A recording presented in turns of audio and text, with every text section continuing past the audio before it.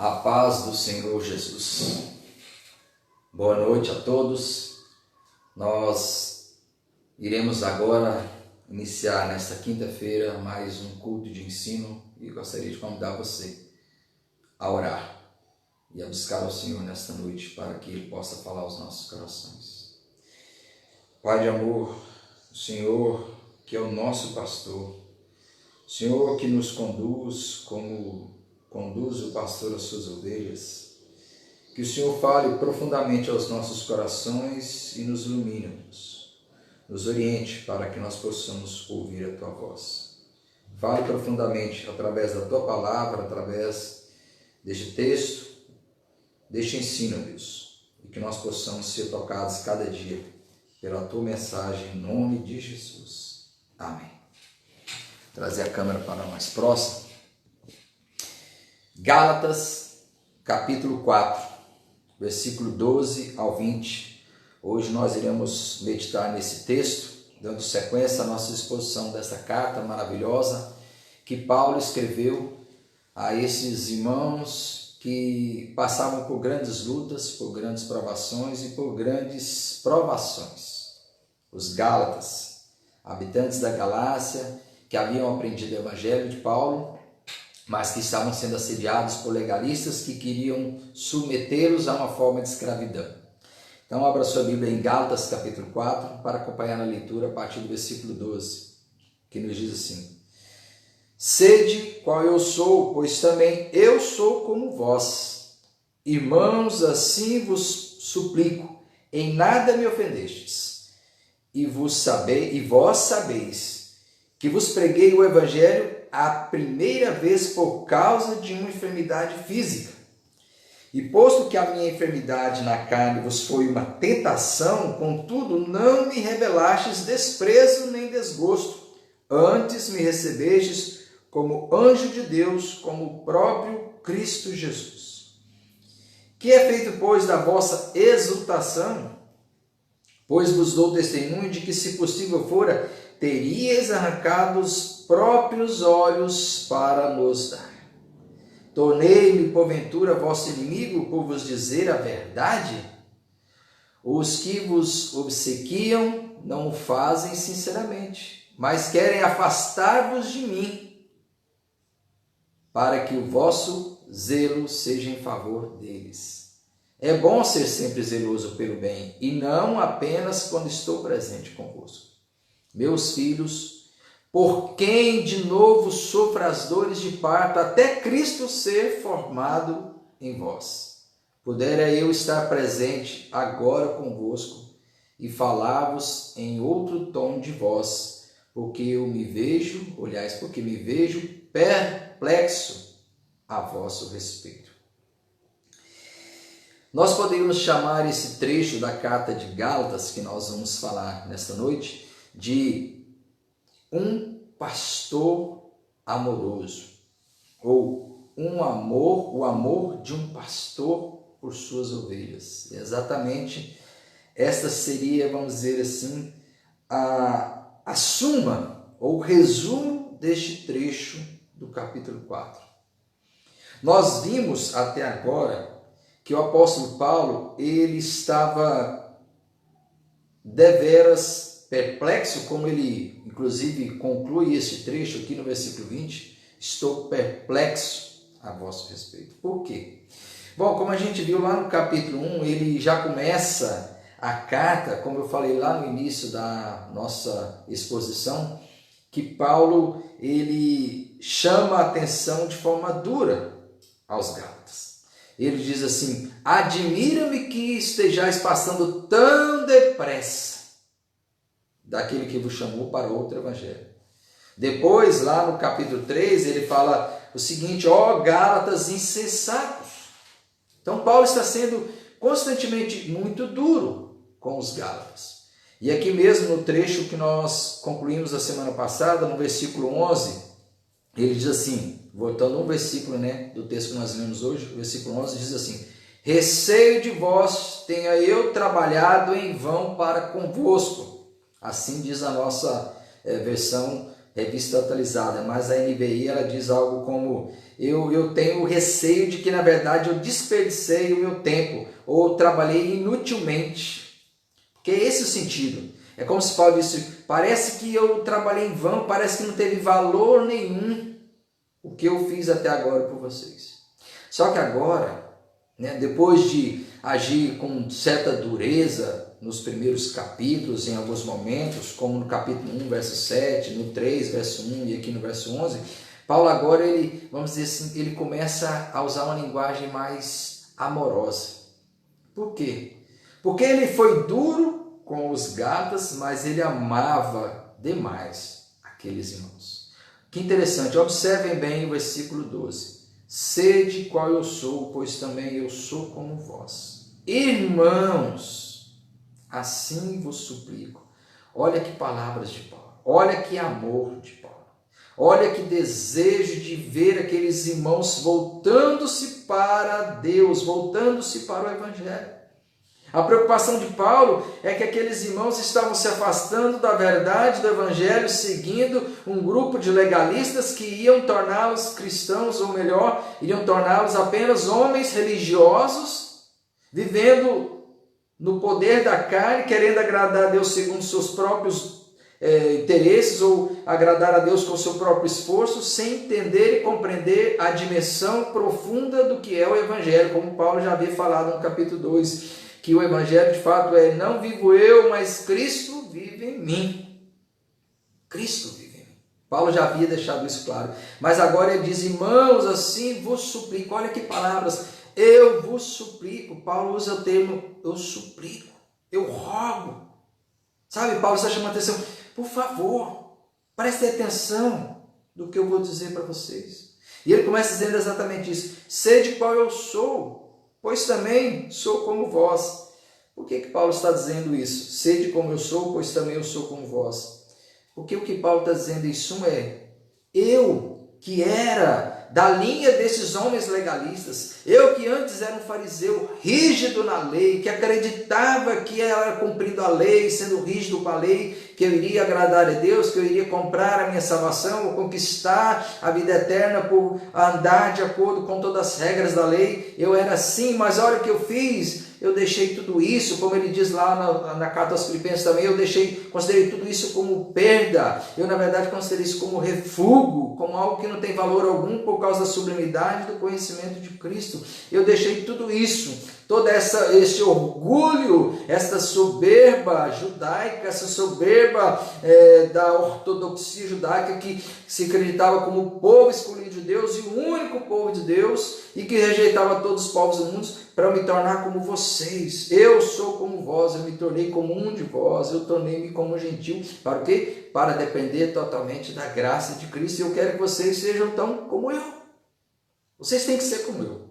Assim como eu sou como vós, como eu me tornei como vós, um de vós. Alguém totalmente carente da graça.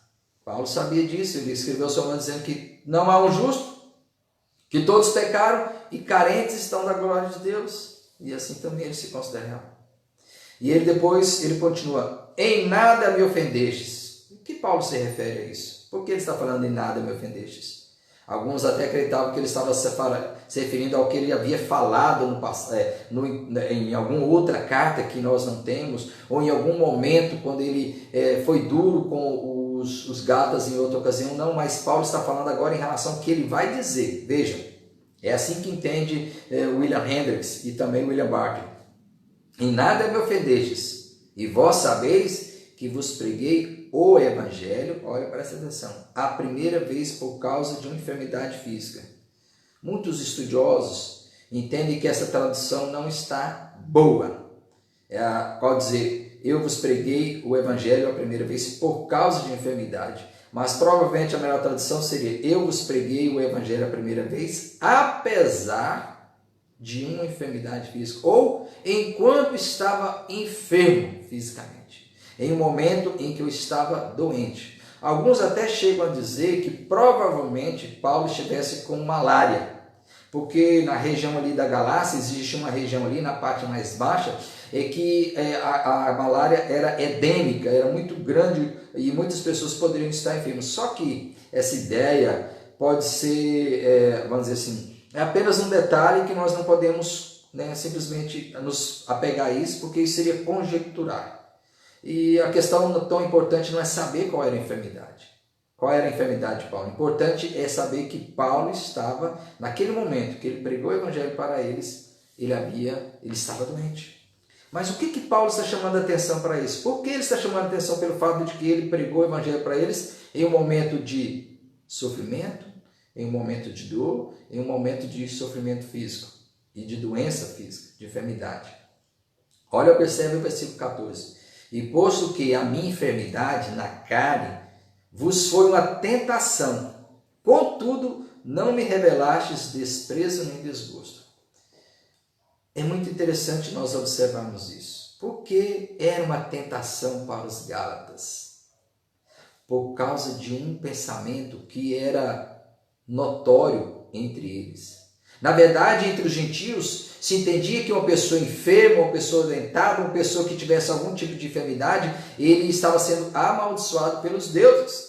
Aliás, isso existia inclusive entre os judeus. Os judeus acreditavam que uma pessoa doente era uma pessoa amaldiçoada. Você pode ver Jó, por exemplo, quando estava doente, muito doente, os amigos de Jó chegaram e falaram: olha, nenhum inocente sofre. Na verdade, você deve ter algum pecado na sua vida. Esse tipo de teologia prevaleceu até mesmo nos tempos de Cristo. Lembra-se quando Cristo encontrou-se com um cego de nascença e o curou? Os apóstolos, os discípulos de Jesus perguntaram para ele: foi ele ou foram seus pais que pecaram para ele nascer cego?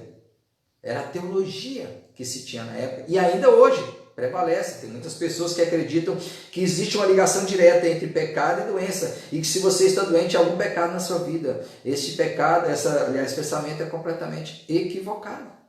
Obviamente, é possível que um pecado venha trazer sofrimento, venha até poder ocasionar algum tipo de doença, mas não necessariamente uma pessoa que está doente está em pecado.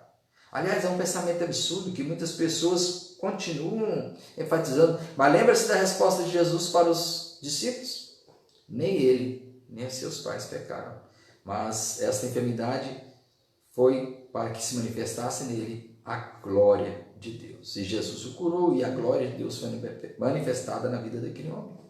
Mas também entre os gentios era comum, lembre-se quando Paulo foi picado por uma cobra lá no finalzinho de Atos, capítulo 28, os gentios da ilha de Malta falaram: olha, este homem só pode ser um homem pecador, um homem injusto, um homem ímpio, porque ele escapou do naufrágio e agora ele vai morrer porque ele foi picado por uma serpente, por uma víbora.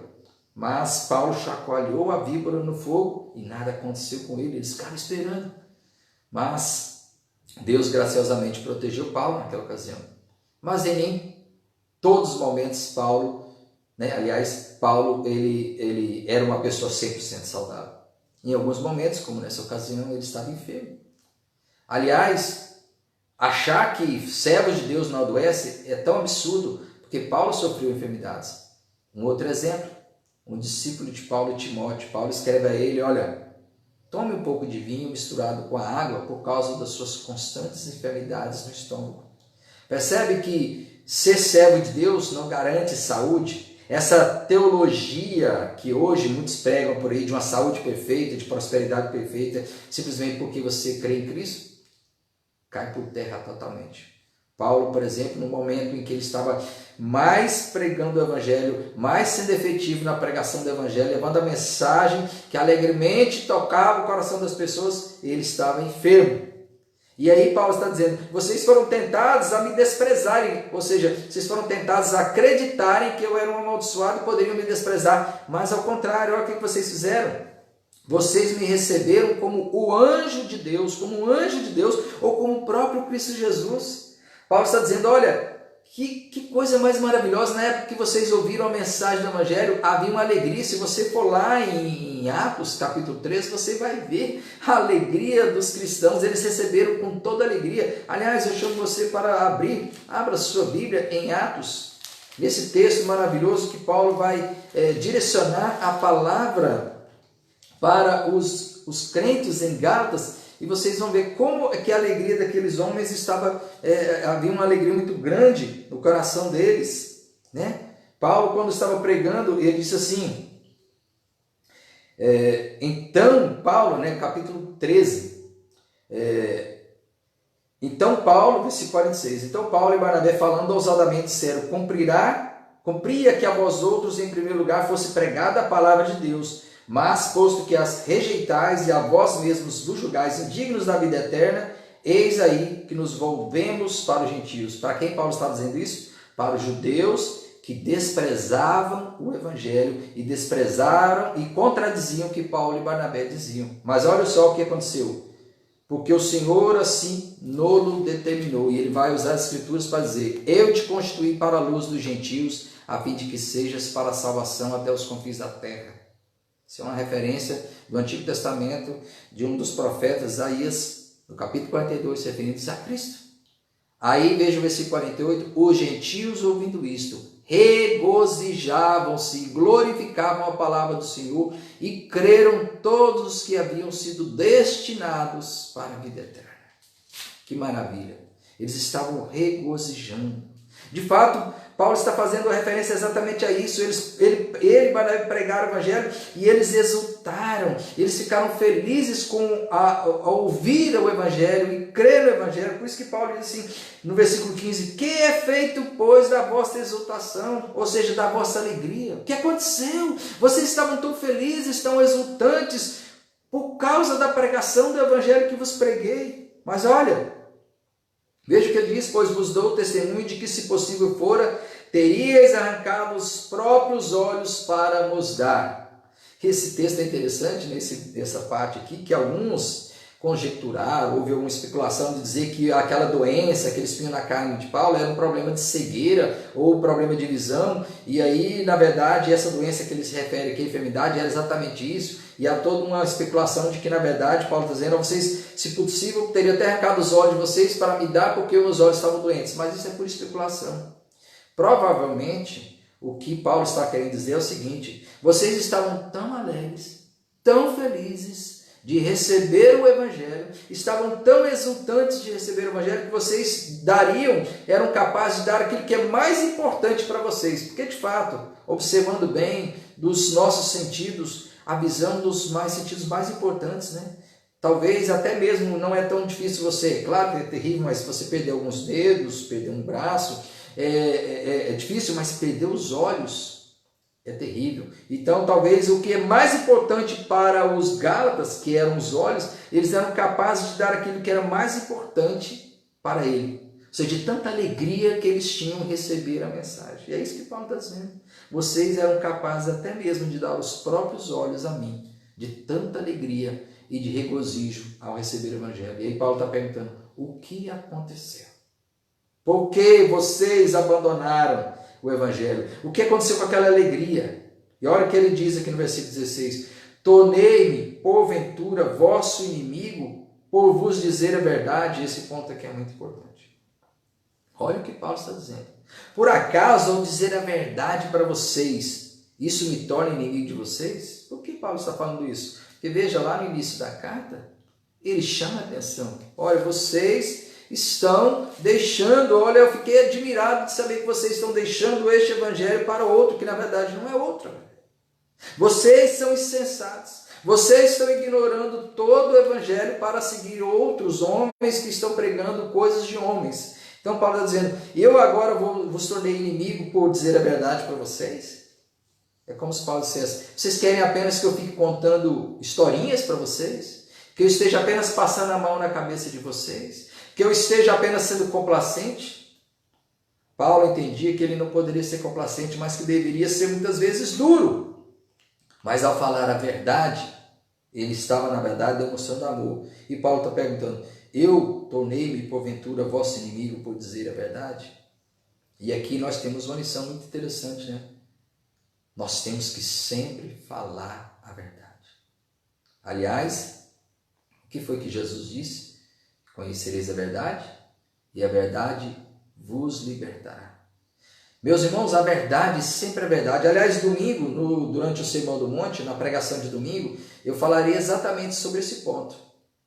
Exatamente. Se você for ler lá no capítulo 5, a partir do versículo 33, acerca dos juramentos, Jesus vai falar lá no final desse trecho, que a palavra de vocês seja sim, sim e não, não. Ou seja, sempre a verdade. O que passar disso é o quê? Procedência do maligno. A verdade ela é tão importante. Imagina nos dias de hoje. Nos dias de hoje que nós estamos vendo o advento da mentira. Hoje a mentira ela ganhou muitas e muitas pernas. Eu estava conversando ontem com um irmão e eu estava falando exatamente isso. O ditado diz: a mentira tem pernas curtas, não é? A mentira tem perna curta. O problema é que hoje a gente pode dizer que a mentira tem perna curta, mas a mentira tem muitas pernas. A mentira tem pernas curtas, mas elas têm muitas pernas. Então você descobre uma mentira hoje, amanhã já vem outra. Se você for olhar quantas fake news, boatos estão circulando pela internet sobre todos os assuntos que envolvem o problema da pandemia, política e tantos outros assuntos. Nós não sabemos mais em que acreditar. As pessoas estão sendo levadas pela mentira. E a verdade, ela se faz necessária. Nós não podemos fugir da verdade. Só a verdade. Claro que Jesus, quando disse: conhecereis a verdade vos libertará, ele se referia a ele, que é o caminho, a verdade e a vida. Entretanto, nós podemos aplicar a todas as áreas da nossa vida. Porque quando descobrimos a verdade, ainda que ela doa, ela nos liberta. E é isso que Paulo está chamando a atenção. Por acaso eu vos tornei inimigo de vocês por falar a verdade? Eu falo isso com amor. Às vezes a verdade machuca, mas a verdade ela tem que ser dita. Sabe, às vezes a gente deixa as coisas debaixo do tapete, empurra para debaixo do tapete. Às vezes a gente ignora a verdade e a gente prefere acreditar na mentira. A gente prefere ouvir palavras cheias de lisonja, cheias de adulação. Sabe, a adulação não é a verdade. Muitas vezes nós gostamos de ser adulados. Gostamos de que as pessoas nos falem até mesmo mentiras para que a gente se sinta bem. Mas na verdade a gente tem que lutar pela verdade. Por isso ele continua: os que vos obsequiam, ou seja, esses que estão na verdade bajulando vocês, não fazem sinceramente, mas querem afastá-los de mim. De quem ele se referia? A quem se referia Paulo? Aos judaizantes, aos legalistas, aqueles que estavam bajulando os gálatas, sabe? Obsequiavam os gálatas, falavam palavras doces talvez, ou falavam palavras que iriam convencer os gálatas de que Paulo, na verdade, não era um apóstolo de Paulo. Por isso ele começa defendendo o evangelho, defendendo o seu apostolado. A gente viu isso lá no capítulo 1, que a defesa do seu evangelho foi, primeiramente, defender a sua própria experiência, ele dizer que recebeu o evangelho do próprio Senhor Jesus. Então ele fala da sua experiência pessoal, depois ele fala do apoio que ele teve dos grandes ou das colunas de Pedro, Tiago, João, do apoio que ele teve dos apóstolos, ou seja, ele teve o testemunho dos próprios apóstolos que estiveram ao lado dele, que deram a destra de suas mãos para ele e para Barnabé, ou seja, apoiaram o seu ministério entre os gentios. Depois, no capítulo 3, nós vamos ver que Paulo apela para a experiência dos próprios gálatas. Olha, vocês receberam o evangelho na carne ou foi pelo poder do Espírito Santo? Depois, Paulo defende por meio das Escrituras, falando que Abraão, ele recebeu a promessa muito antes, 400 anos, centenas de anos antes da lei, que a promessa jamais fora invalidada pela lei. Então Paulo vai defendendo o evangelho de várias formas e começa exatamente falando do seu próprio testemunho como um apóstolo. Por quê? Porque ele estava sendo ignorado pelos judaizantes que o colocavam como alguém menor, que não era digno de ser respeitado. Mas agora Paulo está chamando a atenção. Eles que vos obsequiam, na verdade, eles não estão sendo sinceros. Paulo está falando a verdade para eles, está chamando a atenção. Olha, não se deixe iludir por esses homens, cheios de lisonjas, cheios de palavras, de efeito, cheios de sofismas. Eles, na verdade, querem afastar-vos de mim. Sabe por que Paulo estava tão triste? Porque Paulo Paulo os enxergava como filhos. É exatamente isso que ele vai dizer. Olha o que ele diz aqui, ó. Mas querem afastá-los de mim para que o vosso zelo seja em favor deles. Ou seja, eles queriam, na verdade, afastar os gálatas de Paulo para que eles pudessem, na verdade, ter zelo por eles. Em outras palavras, Paulo dizer, eles estão bajulando vocês para que vocês se tornem escravos deles. Escravos das leis e regras e rituais judaicos. Para que vocês sejam circuncidados, guardem todos os rituais da lei, guardem os dias, guardem o sábado, deixem de comer isso, deixem de comer aquilo, ou seja, guardar dias, meses, tempos, ou seja, os rudimentos fracos e pobres da lei, como ele havia falado, né? Lá no versículo 9, deste mesmo capítulo. Mas olha o que Paulo diz no versículo 18. É bom ser sempre zeloso do bem, e não apenas quando estou presente convosco. Em outras palavras, assim, ser zeloso é bom, não é? Ter zelo pelo outro é bom, né? Mas não é apenas quando estou presente convosco. O zelo tem que ser em todos os momentos. Por que Paulo está dizendo isso? Porque Paulo tinha um zelo, um verdadeiro zelo. O que é isso? Um amor muito grande pelos gados. Por isso que eu disse que esse trecho pode ser chamado de o amor de um pastor, ou o pastor amado. Por isso que eu comecei este culto com aquele hino que fala do Senhor como sendo o nosso pastor. Que de fato Paulo está imitando a Cristo. Assim como Cristo foi um bom pastor, Paulo está querendo ser um bom pastor. E de fato ele é um bom pastor para os gálatas. E ele amava os gálatas. E muitas vezes o pastor tem que fazer o quê? Corrigir, como o próprio hino mostra ali, né? Tem que corrigir. Paulo está corrigindo os gálatas. Olha, porventura eu me tornei inimigo de vocês por falar a verdade. Eu estou falando a verdade para corrigir vocês. Vocês precisam saber a verdade. Vocês não podem ser enganados por esses homens corruptos, cheios de soberba, que se creem melhor do que todos, mas eles não estão sendo sinceros. Eles, na verdade, estão bajulando vocês para escravizarem vocês. Esse é o objetivo deles, é isso que Paulo está dizendo. Vocês estão sendo chamados para seguirem eles, mas, na verdade, eles querem fazer vocês de escravos. Agora, vamos descobrir ainda mais o amor de Paulo. Olha que amor de Paulo pelos gálatas. Quanto amor este homem tinha pelos gálatas? Versículo 19. Meus filhos, ou em outras versões, filhinhos. Filhinhos. Quando a língua grega diz filhinhos, sempre ela está cheia de ternura. Interessante que João constantemente usou esse termo filhinhos. Nas suas cartas ele usa várias vezes. Paulo, o único lugar que ele usa o termo filhinhos é aqui. Meus filhos. Por causa desse amor tão grande que ele tinha pelos gálatas. Ele estava bravo com os gálatas, é verdade. Ele começa a carta irritado, é verdade. Mas isso tudo era por causa do amor. Ele era duro, mas essa dureza era uma dureza de amor. Assim como o pai e a mãe muitas vezes é duro com o filho, mas é porque eu amo o filho. E chama a atenção do filho. E cobra do filho compromisso, mudança, transformação. Sabe? Ele diz assim, meus filhos ou filhinhos, por quem de novo sofro as dores. Olha que ilustração que Paulo vai usar. Que ilustração mais poderosa essa e que ilustração mais interessante e amorosa. Paulo está se comparando a uma mulher que dá luz. E como é que a mulher dá luz? Com dores.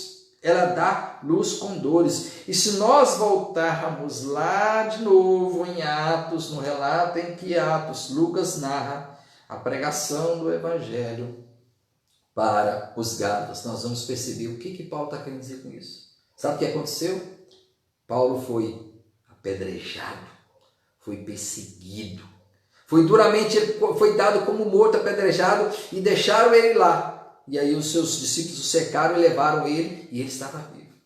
Mas, ou seja, Paulo, quando ele pregou aos gálatas, ele sofreu muito. Ele estava enfermo, nós vimos aí que ele estava enfermo, talvez com malária, ou talvez com alguma outra enfermidade, eu não sei. Mas ele sofreu muito, ou seja, ele sofreu como se fosse uma mulher, sabe por quê? Para gerar esses filhos para Cristo, para gerá-los para Deus. É como se ele tivesse sofrido as dores de parto. E agora ele está dizendo, meus filhos, por quem de novo sofro as dores de parto. É como se agora ele estivesse novamente gerando, passando por dores novamente, para novamente gerá-los. Por quê? Porque eles estavam se afastando do Evangelho. Paulo está agora sofrendo novamente por causa do desvio deles, porque eles estavam aceitando a mensagem dos legalistas judaizantes, seguindo a inverdade dos judaizantes. E Paulo está chamando a atenção, eu estou sofrendo de novo as dores de parto, até Cristo ser formado em vós. Por que Paulo se preocupava tanto com isso? Porque eles precisavam ter Cristo formado neles. Sabe por quê? Paulo aqui está falando, pensando a respeito, não é apenas o fato de eles se tornarem legalistas, mas é pelo fato de eles se tornarem legalistas. Eles, depois de se tornarem legalistas, sabe o que eles iam se tornar? Licenciosos. Eles iam se tornar depravados. Talvez você mas o que tem uma coisa a ver com? Tem tudo a ver, porque aquelas pessoas que são cada vez mais legalistas, mais imorais eles são. Só que eles escondem. Aquelas pessoas que são duramente legalistas podem saber que por trás eles escondem seus pecados. Por isso que quando Paulo, lá no capítulo 5, ele vai falar das obras da carne, ele está falando a respeito daqueles que querem se justificar pela carne, e aí ele diz, as obras da carne, isso a gente conhece, né? São prostituição, impureza, lascívia, idolatria, feitiçarias, inimizades, porfias, ciúmes, ou seja, todas as obras da carne.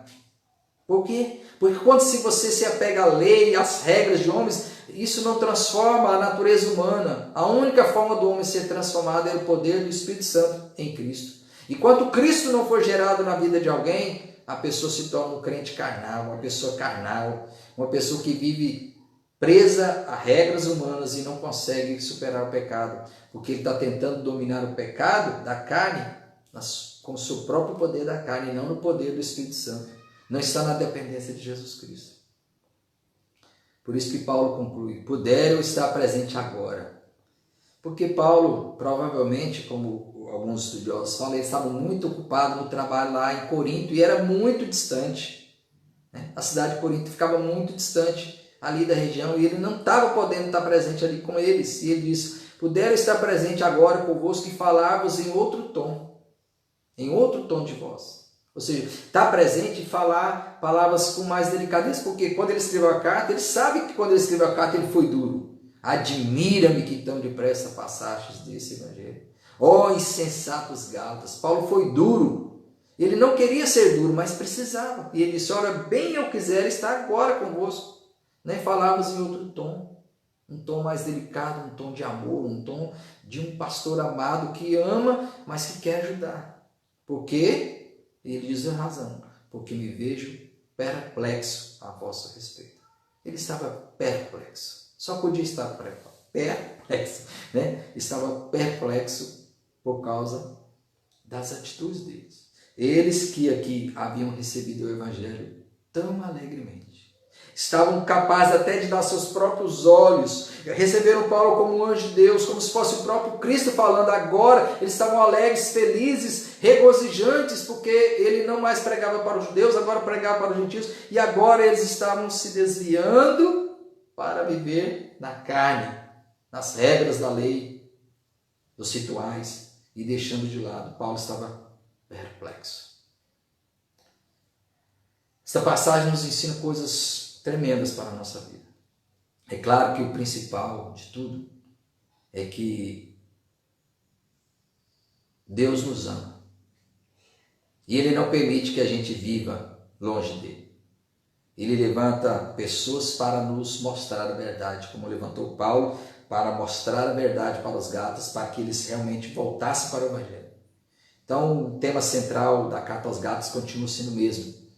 A salvação pela graça, pela fé, a graça do Senhor Jesus Cristo. Nunca a justificação pela lei, pelas regras, mas pela graça. Mas ensina-nos algumas coisas também. Ela nos ensina, por exemplo, que nós precisamos falar a verdade uns aos outros. Como Paulo disse a verdade, e ainda que essa verdade doa, ainda que a verdade possa machucar, nós não podemos deixar de falar a verdade. Ainda que nós não podemos deixar de falar a verdade. Nos ensina também que nós não podemos nos acreditar que existe um relacionamento extremamente íntimo em pecado e sofrimento. E que todo sofrimento é por causa do pecado. E também que se você não tiver nenhum pecado, você não sofre. Ou se você é um verdadeiro cristão, você não sofre. Não. Como Paulo mostrou, ele sendo um homem de Deus, pregador do Evangelho, ele sofreu muito. Foi perseguido e sofreu enfermidade. Da mesma forma, nós temos que aprender isso. Mas o mais importante aqui é que nós devemos voltar para o Evangelho. É que nós devemos não aceitar as palavras lisonjeiras que só nos agradem, mas a verdade, ainda que a verdade doa. Ainda que a verdade doa. Nós precisamos ser corrigidos quando nós estivermos errados. O pastor, ele não usa o cajado apenas para socorrer as ovelhas, mas também para disciplinar. Diz que os pastores usavam aquele cajado, e ele usava o cajado, que era curvo assim, né, como se fosse um cabo de guarda-chuva, para socorrer as ovelhas quando caíam, mas também usava o outro lado para bater nas suas pernas quando elas estavam se desviando para outros caminhos. Então, às vezes, o pastor tinha que bater nas pernas das ovelhas. Quando aquelas cabritinhas mais afoitas queriam fugir e do meio do rebanho, ele batia para que ela ficasse quieta, para que ela obedecesse. Então, o pastor, ele sempre chama atenção. E nós não podemos fugir disso. Deus é o nosso pastor e ele nos corrige.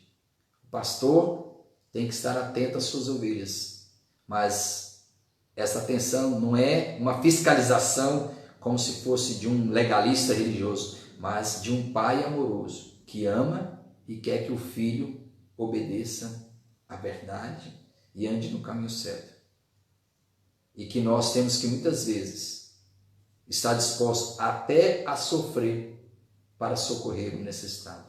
Como Paulo, ele se comparou a uma mãe que sofria dar à luz aos seus filhos até Cristo ser formado neles. Da mesma forma, muitas vezes nós temos que estar dispostos a sofrer para que Cristo seja mostrado e revelado àqueles que não o conhecem. Amém? Vamos orar mais uma vez. Pai de amor, fala aos nossos corações a cada dia e que a Tua palavra possa ser não somente entendida, não somente aceita, não somente ensinada pelo Espírito Santo aos nossos corações, mas para que a gente possa colocar diante do Senhor as nossas vidas e praticá-las. Como o Senhor Jesus disse, aquele que ouve essas minhas palavras e não as pratica é como alguém que construiu a sua casa sobre a areia, e sobre a areia ali veio a vento, a chuva, a tempestade, e essa casa caiu. Mas aquele que pratica aquilo que ouviu do Evangelho, esse é como aquele que construiu a casa sobre a rocha. E sobre a rocha, essa casa está firme e ninguém pode derrubá-la. Que o Senhor nos dê a capacidade para não somente ouvir, mas compreender e aplicar às nossas vidas. Que o Espírito Santo aplique aos nossos corações a tua mensagem, em nome de Jesus. Amém. Boa noite e os irmãos tenham uma noite de paz. Amém.